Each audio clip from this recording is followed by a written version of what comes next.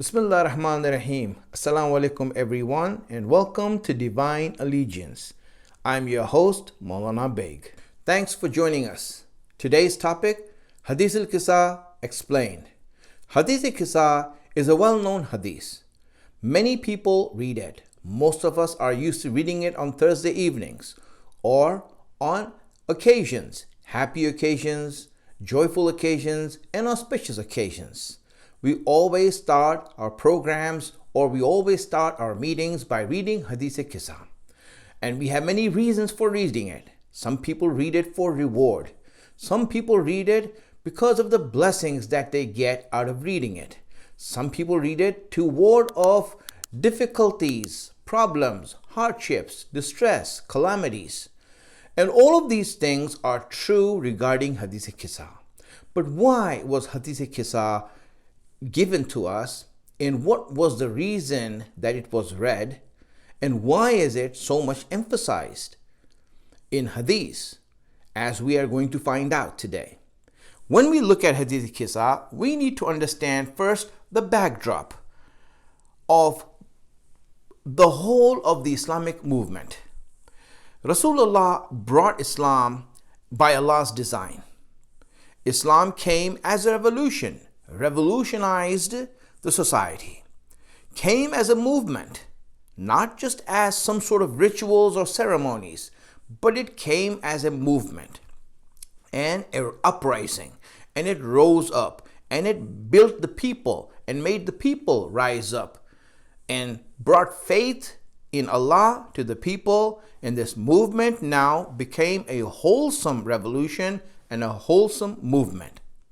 Now, as with any movements and any revolutions that take place in the history of mankind, there are always dangers and perils and hazards that exist that are ready to bring down the revolution, to take it apart and take it off its tracks. And these hazards always exist. So as is with the Prophet's revolution also, as is with Islam, there are dangers and hazards that exist in the future regarding the existence, the very existence of Islam. Let me go through a list of problems and hazards that could occur in the way of a movement. And this is any movement, and we can apply this to Islam also. For example, one of the dangers that exist for any revolution is the deviation from its true leadership. When the leadership true leadership that's appointed for it has a certain ideology, deviating from that leadership is the cause of the destruction of that movement. So that's the first thing you see coming as a danger to any revolution. Formation of new ideas, the second one. Whenever there's formation of new ideas and new ideologies within that movement, it creates confusion. And confusion is going to create weakness in the movement and eventually finish it off. The third danger that exists for a movement are rumors and speculations. False rumors, speculations that poison the environment. You will see people creating rumors, speculations that others will listen to and they get confused, and it poisons the environment. You don't know what to believe in, where to go, and hence this is a danger for any movement that happens. Fourth, power struggle. In any movement, you see there is always going to be some sort of power struggle, and some will be claimants to the power, that they are the rightful people to have the power instead of others. Everyone is going to claim who has more right to leadership, who has more right to the power of this movement, who's going to steer the movement. These questions and the struggle that ensues after that creates problems for any revolution and any movement and brings it down. Family feud. If the revolution or movement is around a family, and when that family starts fighting each other and differences occur, then you see problems will happen and groups are going to be formed, cliques are going to be formed that are going to fight each other and have disagreements amongst each other, which would lead to the eventual downfall of the revolution. Number 6, foreign interference.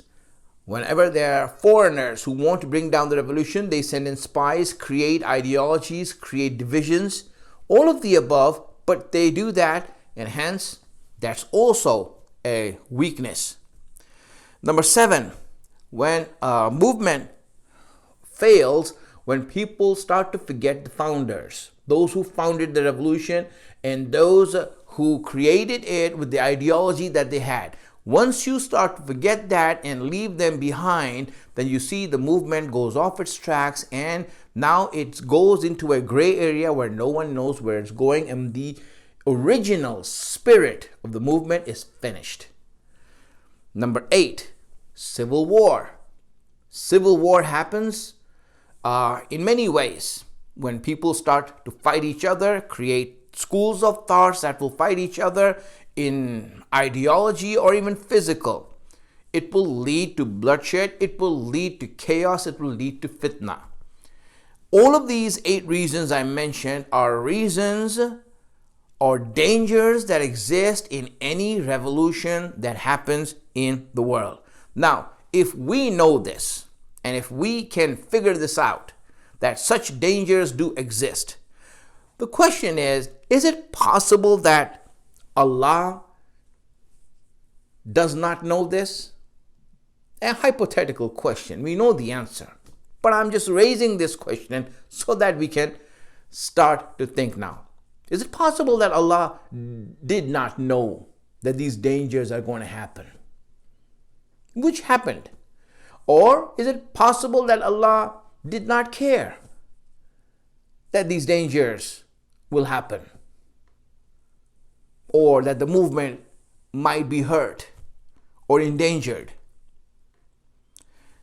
We know that Allah is the most aware, the most knowledgeable, and Allah is the most wise. So obviously Allah knows and Allah knew completely of all the dangers that are going to exist. And the Prophet, who was so careful in everything that he has done in bringing the message down from Allah and giving it to the people, obviously he's also concerned as to the welfare and the well-being of the movement. So both Allah and the Messenger are working to make sure that the movement does not go off its tracks. We have faith in that and we know that as a certainty because it's Allah who is the most wise, the most knowledgeable, and the most aware and the most powerful. So that Allah obviously has everything planned out. What was the plan? To appoint leader. Now, when we speak of a leader, the leader has certain attributes, certain conditions that a leader should have. I will mention these conditions. Number 1, a leader who's going to be in charge of this movement, of the Islamic movement, should be infallible. He should not be someone who makes mistakes, does wrong, does errors, forgets, does not remember, or is careless. Any of these things. For if that is the case, then whatever Allah's deen is going to be represented by that carelessness or by that error or by that fault. So anyone who's going to take the place of the Prophet must be someone who is infallible. Number 2, he should also be the foremost. Meaning the foremost means the one who was with the movement from the beginning. Right from the start, he should be someone who is with the movement, not someone who came later. not someone who came afterwards. Because people who came afterwards do not do the whole movement. There is less reliability in them. The person who's most reliable are the ones who were at the start, at the beginning, when it all started. From there onwards, you see that person has witnessed everything. Number 3, he should be aware of everything regarding the movement, regarding the revolution. He should be aware. That's why Imam Ali alayhi salam had said that I am aware of every ayat and every verse that was revealed in the Quran. I can tell you by looking at an ayat if it was revealed in the summer or the winter, or at day or at night, in which place, in which era. Everything I will tell you regarding every ayat that came down, because it all came down in my presence. Imam Ali is aware of everything as to where it came down. So you see, the third thing is that he should be the most aware person regarding the revolution. And the fourth thing, he should be in every way similar to the original leader. He should be like him, every way in similar to the original leader, so that the movement and the spirit of the movement can continue without any change, alteration, or breaks. Because if there's any downfall in leadership, you see the whole movement is just going to go off a cliff and move on a whole different standard.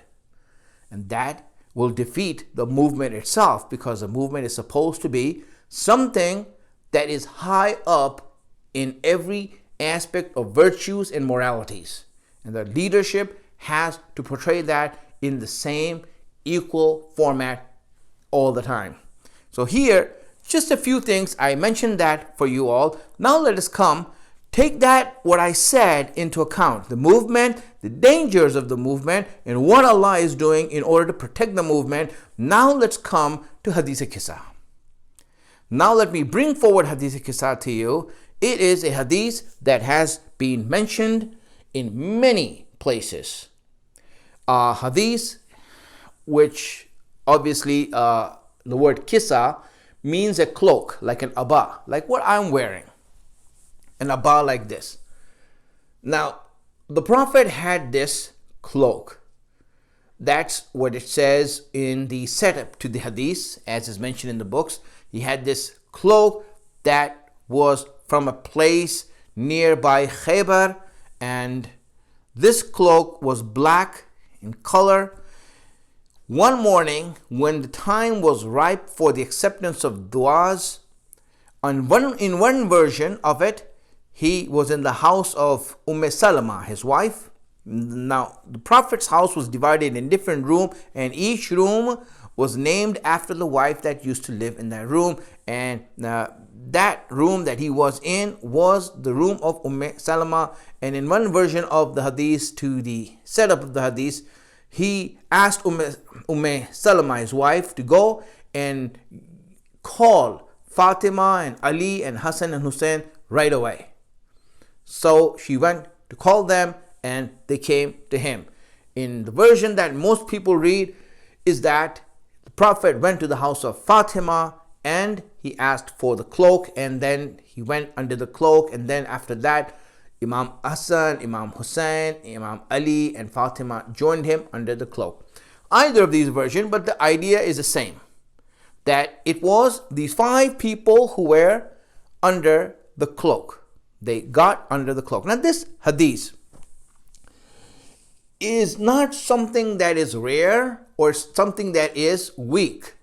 This hadith in Ghadir, for example, in the book Ghadir, Amini and also Murtaza Askari has quoted 100 Sunni books where this hadith is found in their hadith books. 100 books. 100 places where this hadith was being narrated. And obviously many Shia books and many, that's already there. But we see that this hadith has been narrated so many times that not only is it reliable, but the chain is golden. You cannot even doubt it that it's been narrated by so many people. So now, as well, the versions of it might change, but the meaning and the reason and why it came down, that remains the same. Some places there are more details, some places less details. So let's not go into that. Let's just go into the crux of the hadith itself. What happened in that hadith? That hadith, the five of the al-Bayt, which is the Prophet, Imam Ali, Imam Hassan, Imam Husayn, and Bibi Fatimah, came together under the cloak. No one else was allowed to come except for these. Everyone knew that the Prophet is sitting there. It's not something that was hidden, folks. It's not something that this was done in private. No, the house was, everyone was there. The household was there. It was being witnessed. The Prophet sat there. It was the ideal time for du'as in the morning. And the Prophet gathered everyone, and he now brought everyone together, all five of them, under the blanket. Everyone was there, so it's not something that was hidden. First thing to remember. Why? Because there's a reason behind it. And I will explain that reason as we come to it. But let me just go into this hadith and the crux of this hadith as to what it means. What is Hadith Kisa for? So as they were inside there, then the Prophet made this dua. This dua, and very similar in all the versions, except that the one I'm reading is the more detailed version. But it's the same, asking is the same, and what he is asking for from Allah is the same. So here he says, Allahumma inna haulai ahl bayti. Allah, these are my ahl al-Bayt. These right here, these five, these are my ahl al-Bayt. Wa khassati, and they are my special people. Wa hamati, these are my supporters. Lahmuhum lahmi, their flesh is my flesh. Damahum dami, their blood is my blood. Yu'limuni ma yu'limuhum, whoever hurts them hurts me. Whoever hurts me hurts them. Whoever hurts them hurts me. Sorry. Wa yahzunani ma yahzunahum, and whoever makes them sad makes me sad. Ana harbun liman harabahum, I am at war with anyone who goes to war with them. Wasilmun liman salamahum, and I am at peace with anyone who makes peace with them. Wa aduwwan liman adahum, and I am an enemy of anyone who makes them their enemies. Wa muhibbun liman ahabbahum, and I love those, I'm a lover of those who love them. Innahum minni, they are from me. Wa ana minhum, and I am from them. Faj'al salawataka wa barakataka wa rahmataka wa ghufranaka wa ridwanaka alayya wa alayhim. Allah, send your salawat and your blessings and your mercy and your forgiveness and your pleasure on me and on them. Just like you do it on me, like them. The same thing. Nothing more, nothing less. Exactly the same. What I get is what they get. Because we are the same.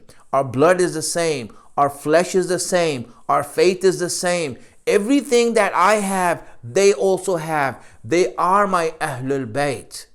They are my special people. And then after asking that, he says what? Then he makes the dua to Allah. He says, what is that? وَاذْهَبْ عَنْهُمُ الرِّجْسَ وَطَهِّرْهُمْ تَطْهِيرًا.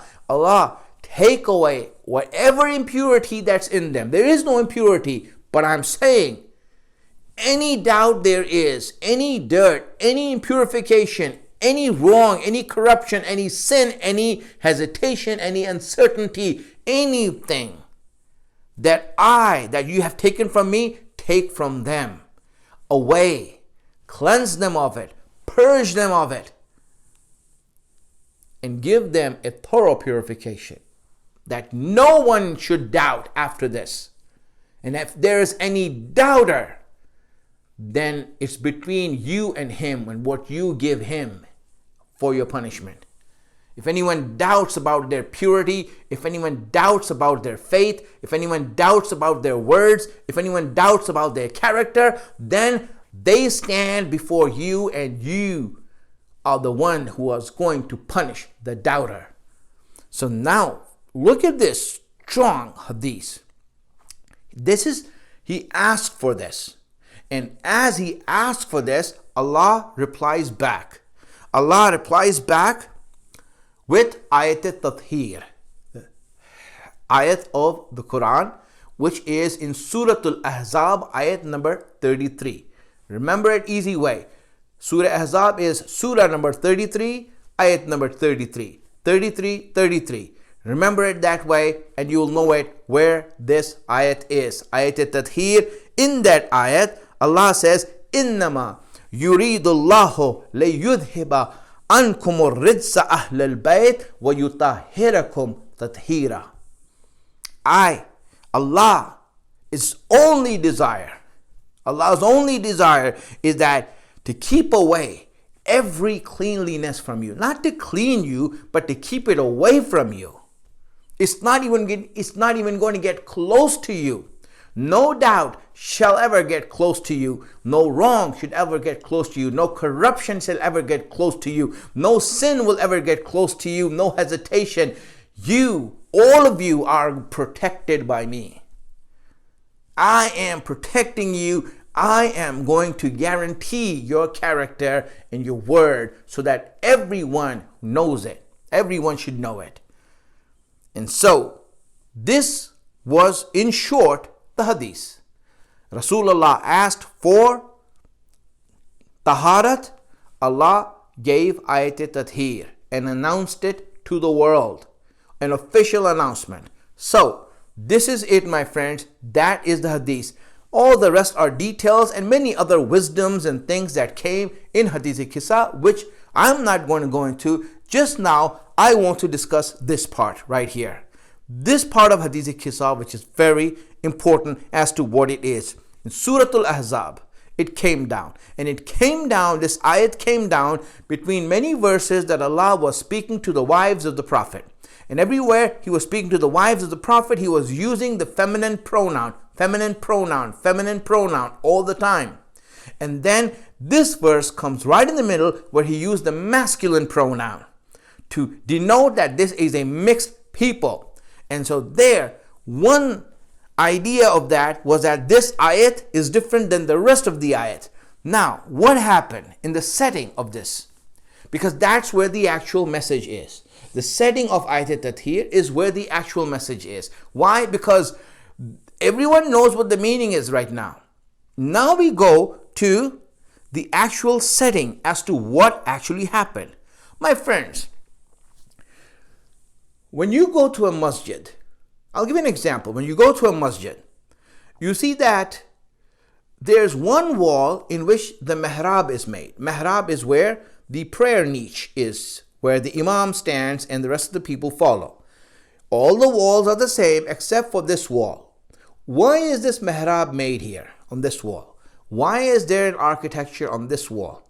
Why is there a design on this wall? A niche on this wall? It is to denote that this wall is different from the other walls because this wall faces the Qibla. And it is just to clear to everyone that, listen, this wall is different from everyone else because this wall faces the Qibla. It is to make a distinction between this wall and the rest of the walls. Just like that, what the Prophet is doing and what Allah is doing through the Prophet is that He's creating a distinction. He's creating a difference, a contrast between these five and the rest. The rest are all good, but these five are different. These five are not the same. Don't put them in the same category as the rest of the people in the house, because the rest of the people did not get under this ʿAbāʾ, did not get under this cloak. Even Salwa, in some versions of the hadith, asked the Prophet, can I join you And Rasulullah replied to her and said, you are a good person, but no, you cannot join us because this is exclusive. This is exclusive. It is not for everyone who's good. It is for Ahlul Bayt. When people want to know who are these Ahlul Bayt, it has to be distinct from everyone else. From everyone else, from everything else. Why are you making distinct? Why? Because the future of Islam depends on it. The future of Islam depends on it. Now let me go back to the dangers that every movement and every religion and every revolution faces. And when you see that movement as to the dangers that exist in a movement, then you will recognize why Rasulullah and Allah is making Ahlul Bayt distinct, because these are going to be the very shield that is going to protect Islam and the Muslims from any sort of danger that is coming to this revolution and to this movement. So now when we go, number one thing I told you was deviation from the leadership. If you see leadership divide itself and someone claims to be a leader, then see where are Ahlul Bayt, where is Ali. Wherever Ali is, then that is where Islam is, and just go towards there and Islam will be protected. That's all you have to do. That will be your obligation. And who are these people? The ones who are inside the Kisa. That's the importance, my friends. No one else was in this Kisa.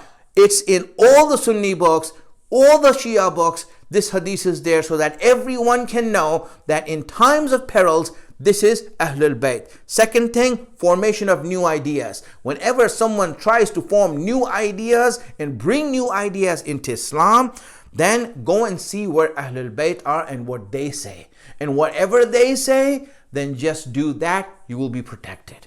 You will be protected. Rumors and speculations that poison the environment. See what Ahlul Bayt do at that time. Whatever Ahlul Bayt stand and whatever they say, that is the safe haven for you. You stand with them. Power struggle, they are your wali. Every time you see that there's anyone who wants power, you will see that the wilayat of Ahlul Bayt is there and they'll always be there. Family feud, you will not see it happening in Ahlul Bayt. If you see someone, if you see a wife of the Prophet stand up against Ahlul Bayt, then you know where to go, because the wives are good, but they're not under the ʿAbāʾ. They are not under the Kisa. Under the Kisa is only Ali, Fatimah, Hassan and Husayn and the Prophet. Anyone other than this, they might be good, but they are not your leaders, nor are they your wali. See the message of Hadith Kisa, and then you'll understand this. Anything you will civil war, stand with Ahlul Bayt. Forgetting the founders, the minute you leave Ahlul Bayt is the minute you will be destroyed. Ahlul Bayt won't be destroyed, neither will Islam be destroyed, because wherever Ahlul Bayt stand, Islam is standing strong at that place. My friends, Hadith Kisa came down to denote the leadership of Islam and to maintain that the protection and the shield that Allah has made for Islam are in these 5 people. As long as you stick to these 5 people, then you are protected and Islam will be protected. This is what Ahlul Bayt are about. That's why Imam Shafi'i, he is one of the Imams of the Sunnis. Sunnis have 4 sects for their fiqh, 4 madhab for their fiqhs. One of them is Shafi'i. The leader of that, the one who gave the rulings that became the school of thought of Shafi'i amongst the Sunnis, has read this poem regarding Ahlul Bayt to identify who Ahlul Bayt are within Islam. He says, Ya al-Bayt Rasulillahi hubbukumu. O Ahlul Bayt of the Messenger of Allah, your love, fardhum min Allahi fil Ḳur'ān anzala, is a wajib in the Quran that has been revealed. Yakfikum min adim al-fakhr annakum. It is enough for your honor that Man lam yusalli alaykum la salata la. It is enough of an honor for you that anyone who doesn't send salawat on you, their prayers are not accepted. Their wajib prayers, Dhuhr, Asr, Maghrib, Isha, Fajr, is not accepted unless you send salawat on al-Bayt. After the dhikr of Tawheed and Nabuwat, al-Bayt must be mentioned in Shahadat in order that the prayers of every Muslim be accepted. This is your place in Islam. Without you, there's no prayers also. And hence, Bayt are that shield that Allah has made, and Hadith Kisa came down to denote that, to inform us of that protection. Thank you for joining us. Thank you for watching Divine Allegiance. We hope you like the show. If you like the show, please go on and hit the like button below and subscribe to our channel and share with your family and friends to spread the message. I'm your host, Maulana Baig. Until next time, wassalamu alaikum wa rahmatullahi wa barakatuh.